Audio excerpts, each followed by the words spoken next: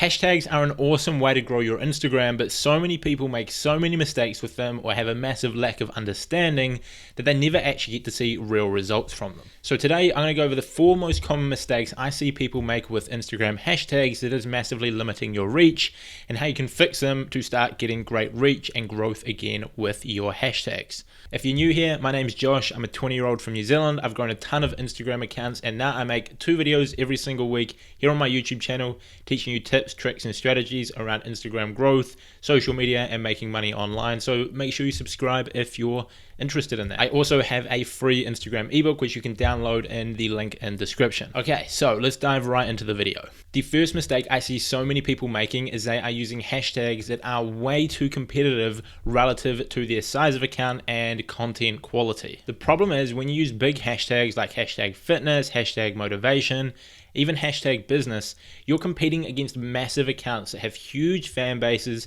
amazing engagement, and very, very well optimized content to actually rank on these hashtags. So if you're just starting, you've got a couple thousand followers and your content, you're still working on it, it's going to be very hard to rank on these hashtags. Unless, of course, you have extremely engaging content that is just world-class and top 10. Maybe you're a designer that's just come to Instagram, you're just getting started, but you have incredible content. It is possible to rank on those big hashtags with great content, but it's going to be pretty hard. The size of your hashtags should be relative to your account and your niche. Now, there's no ballpark number that I can give you for the size of hashtag you should be using for the size of your account, because it does vary between niches. For example, in the fitness niche, which is quite a big niche with a lot of people in it, a hashtag with 500,000 posts on it might be considered small, because there are so many hashtags that have got millions, if not tens, if not hundreds of millions of posts on them. However, for my @IG with Josh Instagram account, which teaches people Instagram marketing, a small hashtag in that niche might be 10 to 20,000 posts,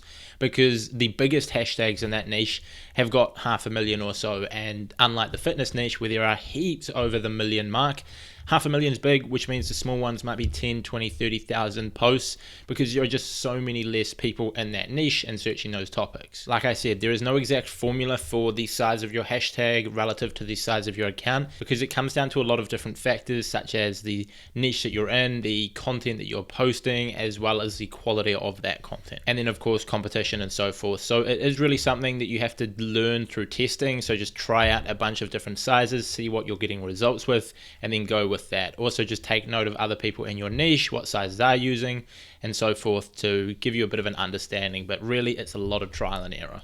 Okay, the second mistake that I see a lot of people doing is that your hashtags are not targeted at all, or they're very broad targeting. I see so many people use hashtags that are just really generic and not targeted, and it really does ruin your potential reach on Instagram. I understand that it's very simple to just go ahead and create a broad set of hashtags that fit your niche, and then you're good to go. You use that on every post. But if you want to get the best results possible, you should be using hashtags that are hyper relevant to that specific piece of content. This way, when it does show up on that hashtag, if it does, people are way more likely to click through and engage with it, and therefore you're much likely to rank higher on that hashtag and see better results. For example, if you're posting about an ab workout and it is your Instagram reel, instead of using hashtag fitness, maybe use hashtag ab workout, hashtag 6-minute abs, hashtag 60-second workout, something along those lines, because someone who searches that is much more likely to click on an ab workout, because it is hyper specific, and when that click rate increases, or click through rate as you might know it, that is going to help you rank better. That's just what I've found anyway.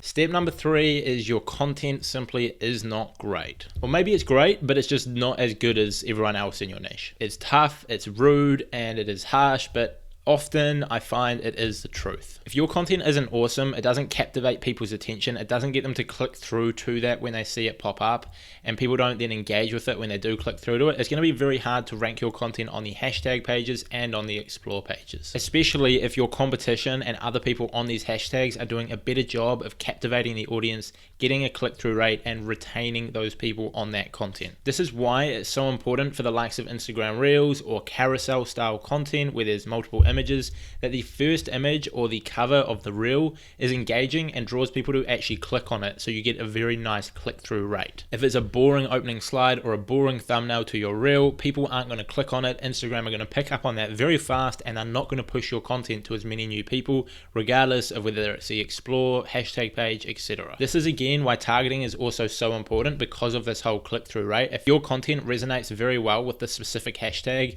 and it's exactly what people who are looking at that hashtag are searching for, you're going to get much better click-through rates on your content, which is going to lead to you ranking considerably better because Instagram see it as quality content. This is the same as YouTube. If you are trying to rank for a certain keyword on YouTube, the number one way that you rank at the top is by having the best click-through rate, so making your content hyper relative, having a great title, having a great thumbnail, and Instagram is relatively similar. And lastly, step number 4 is you're not using data, split tests, or any analytics to check on your results and improve things. This is kind of a bonus tip and something that I wasn't going to add in, but I think is actually really, really important. And this is almost a way to gauge the first 3 that I've just talked about. The absolute best way to improve your performance of hashtags, or realistically anything on anything in life, any social media platform, anything, is to look at the data, look at your analytics, see what is working the best and what is not working, and then do more of whatever is working. This goes along with the whole 80-20 rule, where 80% of your results come from 20% of your effort, and the same can be done. You want to find that 20% that is generating the 80% of results, and then do more of that 20%. Make that your whole 100% and start seeing way better returns. Now, personally, to look at my hashtags and my analytics in general, I use Flick. I like their dashboard and I use them for hashtags anyway. I do have a tutorial on my channel for them, but you can also simply do this just by looking at your analytics inside the Instagram app,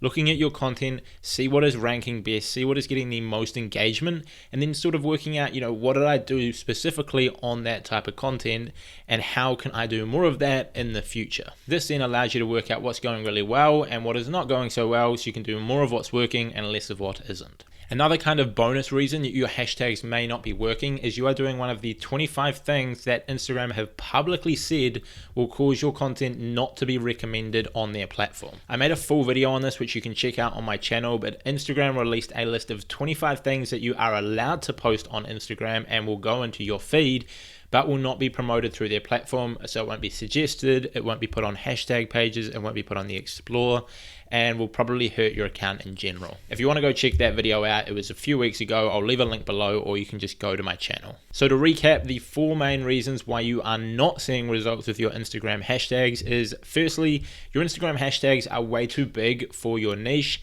and you're not going to be able to beat your competition on those hashtags. The bigger the hashtag is, the harder the competition, and the more optimized you have to get your content, hashtags, etc. to rank well. The second thing is your hashtags are simply not specifically targeted to the content that you're posting. The third thing is your content is not top tier and it is not getting people clicking through to that content when they do see it pop up on hashtags, and therefore Instagram stop pushing it. And lastly, step number 4, which kind of encompasses the 3 before it, is you are not using data and analytics to look at what is working to then be able to do more of that whilst cutting out what is not working. And then of course, you may be posting content in one of the 25 categories that I talked about on my channel that Instagram is restricting the reach on. So I definitely would go and check out that video right now. I will put it somewhere on the screen or in the description to make sure that your content doesn't fall into that category, and if it does, work on changing it. If this video helped, make sure you leave a like on it. It really does help us out. Subscribe to the channel if you are new, and if you want to pick up my free Instagram ebook, that is linked below.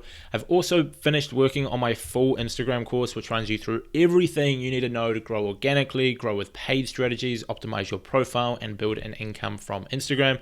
I'll link that below too, and if you want to potentially hire my agency to grow your Instagram, then I've also left those links below. That's it for me from this video. Have an awesome day. See you in another video sometime soon.